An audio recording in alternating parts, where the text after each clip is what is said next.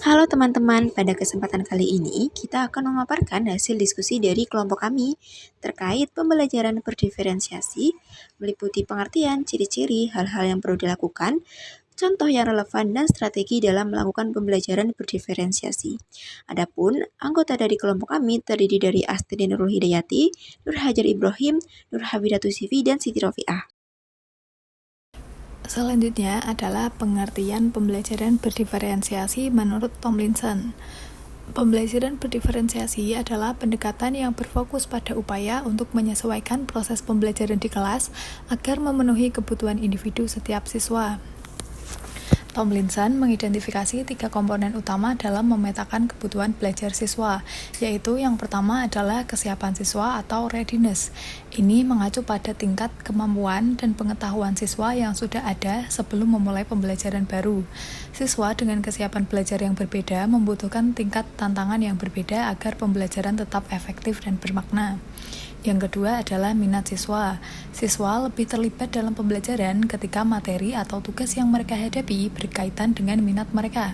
Dengan memanfaatkan minat ini, guru dapat membuat materi lebih relevan dan menarik, sehingga memotivasi siswa untuk belajar lebih baik.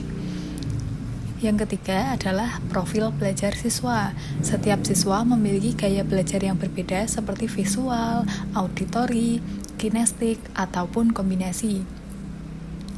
Profil belajar ini juga mencakup faktor-faktor seperti kecepatan belajar dan lingkungan belajar yang diinginkan. Menyesuaikan cara penyampaian materi sesuai dengan profil belajar siswa dapat meningkatkan pemahaman dan keterlibatan.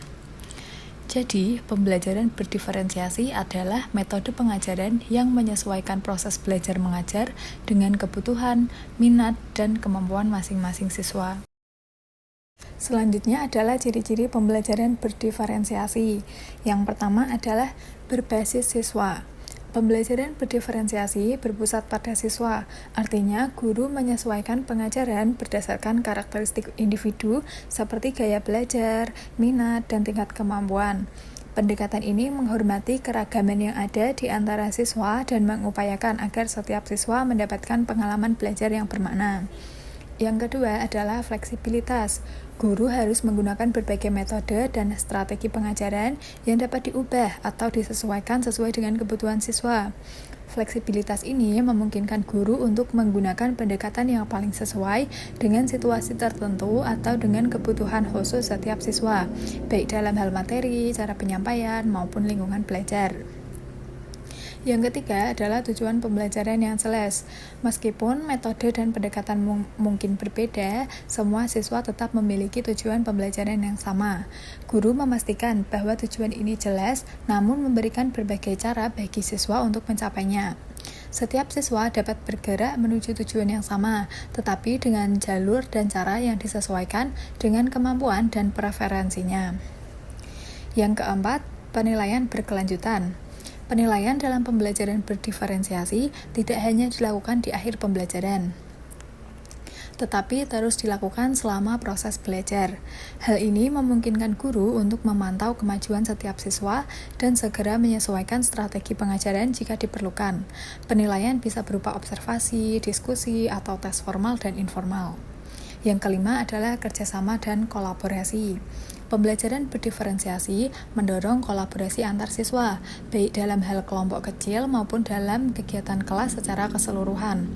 Interaksi ini memungkinkan siswa belajar dari satu sama lain, bertukar ide, dan memahami materi dari sudut pandang yang berbeda. Kolaborasi juga membantu mengembangkan keterampilan sosial dan kerjasama tim. Yang terakhir adalah variasi tugas. Guru menyediakan berbagai jenis tugas yang memungkinkan siswa untuk memilih cara terbaik mereka dalam mempelajari materi dan menunjukkan pemahaman mereka.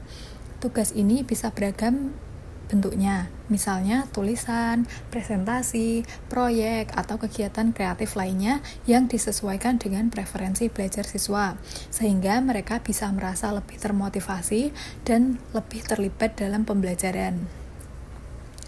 Dengan ciri-ciri ini, pembelajaran berdiferensiasi menjadi pendekatan yang tidak hanya berfokus pada konten atau penyampaian materi, tetapi juga pada bagaimana setiap siswa dapat belajar dan berkembang sesuai dengan potensi mereka masing-masing. Untuk menyiapkan pembelajaran berdiferensiasi, terdapat beberapa hal yang perlu dipersiapkan. Berdasarkan hasil diskusi yang kami lakukan, berikut adalah beberapa hal yang perlu dilakukan untuk menyiapkan pembelajaran berdiferensiasi. Yang pertama, yaitu analisis kebutuhan siswa. Setiap siswa memiliki kebutuhan belajar yang berbeda-beda. Dalam pembelajaran berdiferensiasi, pembelajaran dilakukan dengan memetakan siswa berdasarkan kebutuhannya. Menganalisis kebutuhan siswa dapat dilakukan dengan melakukan penilaian awal untuk memahami kemampuan, minat, dan gaya belajar siswa. Yang kedua, menetapkan tujuan pembelajaran. Tujuan pembelajaran merupakan hal yang paling penting dalam pembelajaran kurikulum merdeka. Tujuan pembelajaran dapat membantu guru dalam merencanakan pembelajaran yang lebih terarah, sehingga penting bagi guru untuk membuat tujuan yang jelas dan terukur yang relevan bagi semua siswa. Yang ketiga, yaitu merancang kurikulum yang fleksibel. Kurikulum yang fleksibel adalah kurikulum yang dapat disesuaikan dengan kebutuhan, minat, dan kemampuan siswa. Guru dapat membuat rencana pembelajaran yang mencakup berbagai metode pengajaran yang sesuai dengan kebutuhan siswa. Yang keempat, menyediakan sumber belajar yang beragam. Pembelajaran berdiferensiasi haruslah sesuai dengan gaya belajar siswa. Penyediaan sumber belajar yang beragam dapat membantu siswa untuk memenuhi gaya belajarnya. Hal-hal yang perlu dilakukan untuk menyiapkan pembelajaran berdiferensiasi. Yang pertama, menciptakan lingkungan pembelajaran yang mendukung. Ciptakan suasana kelas yang inklusif dan mendukung kolaborasi antar siswa. Yang kedua, menggunakan penilaian beragam. Implementasikan berbagai bentuk penilaian seperti penilaian formatif, sumatif, dan self-assessment untuk mengetahui perkembangan siswa. Yang ketiga, memberikan pilihan kepada siswa. Izinkan siswa memilih tugas atau proyek yang sesuai dengan minat mereka untuk meningkatkan motivasi dan keterlibatan dalam pembelajaran. Yang terakhir, refleksi dan penyesuaian. Lakukan refleksi secara rutin terhadap strategi pengajaran dan hasil belajar, serta sesuaikan pendekatan jika diperlukan dalam pembelajaran. Selanjutnya adalah contoh yang relevan dalam pembelajaran berdiferensiasi. Yang pertama, guru membuat soal dengan tingkat kesulitan yang bervariasi, disesuaikan dengan kemampuan siswa. Yang kedua adalah merancang metode penilaian yang bervariasi sesuai dengan gaya bahasa dan minat siswa. Misalnya, siswa yang lebih suka belajar secara visual dapat diberikan tugas untuk membuat poster atau infografis. Sementara, siswa yang lebih suka belajar secara kinestetik dapat melakukan proyek praktik atau demonstrasi. Yang ketiga adalah mengelompokkan siswa berdasarkan tingkat kemampuan. Selanjutnya, strategi yang dapat dilakukan dalam pembelajaran berdiferensiasi.